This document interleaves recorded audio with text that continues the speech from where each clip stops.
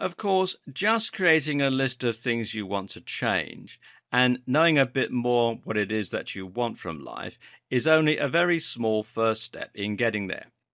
Now you have to actually start making things happen for yourself, and that means taking small, positive steps towards achieving your new goals. And this is where most people go wrong. Not because they go about achieving their goals in the wrong way, although this happens, but because they don't go about it at all. You see, the big problem for many of us is that we're seemingly waiting for something to happen. We're happy to just go along with our current lifestyles, which are good enough, rather than aim for something bigger and better. Now, sometimes this comes down to fear. Sometimes this comes down to thinking that they have no other option. Sometimes, though, it comes down to believing that waiting is legitimately the best strategy for getting what they want. I suppose the ultimate example of this is retirement. How many people do you think live their lives cautiously because they're saving for retirement? How many people put off going on holidays and traveling the world because they think it's better to wait for that payoff? But when you think about it, it makes no sense at all. Of course, it makes sense to plan for the future, but why would you defer your happiness until you're at a point in your life where you're not physically capable of enjoying it to the fullest? Why wait until you have no energy and a painful knee and spine before you start traveling the globe? It just makes no sense when you could take action now and start having the things you want immediately. Instead, you could start seeing the world now. You could take a sabbatical or just prioritize your travel on the experiences you want, rather than spending money on other things or saving as much. Don't wait for that perfect moment. Do the things you want to do now and live the life you want to live. Another example of this is wealth. A lot of people will dream about the things they want from life when they're wealthy. How many times have you imagined your perfect home that you're going to buy when you're rolling in cash? It's something most of us have done at some point. But now think about what that perfect home actually entails. Most likely it's a fairly standard property, but with the added bonus of looking cleaner, more spacious, and more luxurious. Does it need to be huge? Does a huge house really make you happier? Probably not. So instead of waiting until you're rich to have that dream home, how about thinking about how you can make your current home into your dream home? Take action now on the things you want. Let's take this moment to look at how you can turn any property into a dream home on a modest budget. This will hopefully then serve as a good example of how you can get what you want from life much more easily once you've narrowed down what you really want. In this case, you say you want to be rich, but what you really want is a beautiful home. You're putting off doing it because you think that requires you to be wealthy or retired. But you can have it right now if you just focus on the small differences that will make that property feel closer to the one in your dreams. Now, here are some steps you can take. First of all, throw out a lot of your things. Now, this might sound surprising, but the more of your things you throw out, the less items you'll be left with, and they'll start to look beautiful and amazing. If you have a lot of clutter in your home, then you're essentially lowering the average value and the average quality of the things that you do own. Throw out 90% of your ornaments, and the remaining 10% will be the most amazing looking things you have. Likewise, they'll look less cluttered and thereby draw more attention to themselves. They'll also be much easier to clean. You could go more minimal. Now, in general, going more minimal with your decor can help you to make your home look much bigger, and it also makes it that much easier to clean. It's also a very modern look that's much more affordable.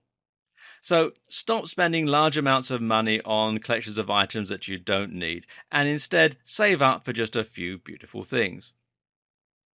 Then you should prioritize. If it's your home that gives you the most pleasure, then how about prioritizing it and spending a bit more money on it right now? That might mean cancelling your television subscription, for example, and putting that cash into a cleaner. Or it might mean not going on holiday this year and getting double glazing instead. You should also learn decor. Now, this is a big one. Instead of just placing items around based on what you think looks good, spend some time learning what makes great decor. Once you learn the tricks, you can take a relatively standard looking room and make it look incredible. Does your room have a color palette? Do your cushions match your drapes? It sounds silly, but these practices have developed over years of research and they make a huge difference.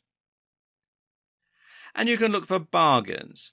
If you know where to look and you leverage your contacts, you can make some amazing additions to your home relatively cheaply. Now, this may mean that you speak nicely to your friend who happens to be a builder, you get mates rates. Or it might mean that you look on FreeCycle to find free furniture.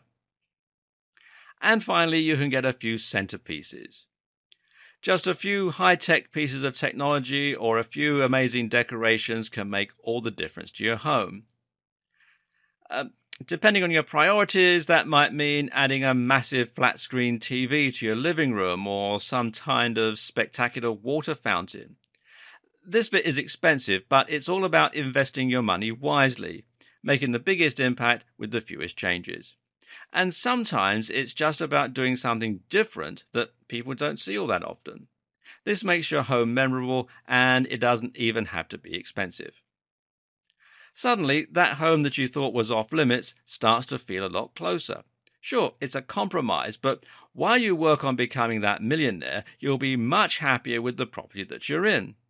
Stop deferring your happiness. Ask what you can do right now within your means to be happier. The same kind of approach can be applied to your dress sense. Just a few clever changes can make your outfits that much more impressive, and it also applies to your lifestyle. On a final note, you'll find that sometimes the things you want are in contrast to one another. Remember that scenario we talked about earlier, the pilot who wants to fly long haul but doesn't want to leave his family? Well, actually, it's more complicated than that. What he really wants is to fly for British Airways, he's in the UK, because it gives more status than his current position at EasyJet. Moving there and flying long haul would be the next logical step in his career, but it also means upending his family, because British Airways don't fly from Manchester, which is where his wife wants to live, and it would mean spending long times away from home. Now, logically, it makes sense to stay where he is, especially as the salary is just as good. But his heart is telling him to take BA for the excitement of moving forward in his life. So, what does he do? Of course, there's no right answer here. Whatever he does will mean choosing one thing over another and sacrificing some aspect of his ideal lifestyle. So, what do you do in situations like these? Well, often the answer is try your best to do both. How in this case can you possibly do both? Well, one answer might be to move to BA for a couple of years and fly long haul, and then subsequently give up long haul and settle down with the family. Another option would be to move to a third airline, such as Virgin. Here, he'd still get the status and he'd still get to fly further, but he would be able to live in Manchester. And maybe he doesn't fly long haul, but flies further than Europe. As you can see, there are almost always compromises when you're torn in two directions. Wherever possible, the answer to either or should be both.